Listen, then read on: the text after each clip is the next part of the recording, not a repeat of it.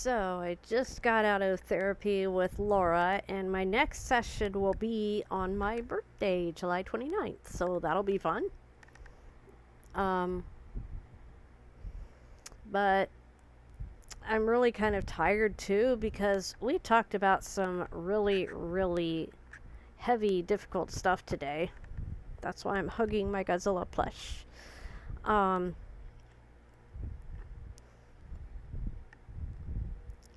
Gosh, how do I word this? One of the things that I'm struggling with is perfectionism in my work towards, dealing with trauma, recovery and stuff.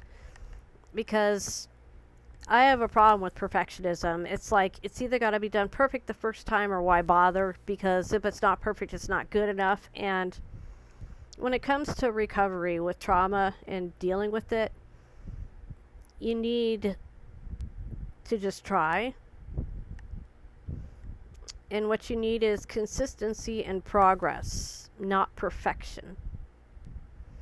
And I have to keep reminding myself of that. So that's one thing.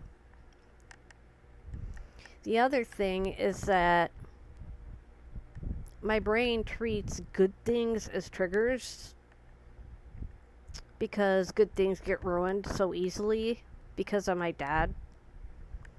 And when I was a kid, he would trick me into thinking we were going to Disneyland, and then the next day he would be like, I was just kidding, we're not going anywhere. And then he would punish me for getting upset. And Laura said, no, that was not something that was your fault. That was him being cruel. But I think my constant fear of things being ruined came from that. He only did that 3 times in my whole life, but those 3 times were very scarring. And I didn't realize how badly until I did a lot of mental work pinpointing some of these things. Like the perfectionism and the fear of good things happening. Like I will be on pins and needles, nervous, anxious, a mess until the thing happens. And then once I'm there and it's happening, I'm fine. But leading up to it, it can be pretty horrible for me. And another thing I have to remind myself of is that I am not responsible for my dad's sudden changes in mood and demeanor. That's his problem. That's not me. That's not my fault. It's not something I'm doing. That's just him having a shift, and there's nothing I can do to make him not do it. If he's going to do it, he's going to do it. And that's not my problem. And another thing is that I have to really work on doing let them and let me theory with my dad because, excuse me, he's been starting to ring his bell like it's an emergency when it's not. And he's playing The Boy Who Cried Wolf with me. And I have to not jump up in alarm every time I hear the bell because it doesn't matter if he's ringing it like it's an emergency or not. I have to train myself to not jump up in alarm and just be like, it's probably nothing big. Because 99% of the time it's not, and he's just being a douche about it. So, when that bell rings, instead of getting all anxious, I just have to take a breath and calmly go in there. And I gotta train myself to do it. It's not something I'm just gonna do overnight, but I have to make that conscious choice in my head.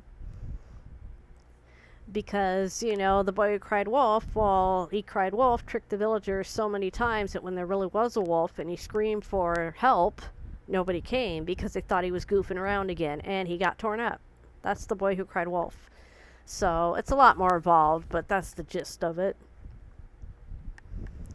And I have to tell myself that, excuse me, that because of the way my dad treats every use of the bell like an emergency, that if something does happen to him and he rings like that and I don't rush in and there's an emergency, that whatever that emergency is will not be my fault because he's the one that created the alarm fatigue. It's not my fault for not listening. You know, and I think a lot of abuse survivors can attest to feeling at fault for everything. But you're not. You're not at fault for your abuse. It was never your fault. But I gotta learn to talk to myself like that too. I could tell other people these things, but telling myself that is still a struggle. So I gotta work on that. And I gotta work on talking to myself as if I was talking to Elizabeth, whose ashes are here. My best friend. You know, if I wouldn't say it to her, I shouldn't say it to me, and I've got to try to not say it to me. And I don't want her to think I'm saying it to her, wherever she is in the universe, in heaven, the afterlife, here with me. You know, I don't want her to hear those things, so still got work to do. It's an ongoing process, but all we can do is carry on. So, carry on, I shall do. Love you guys.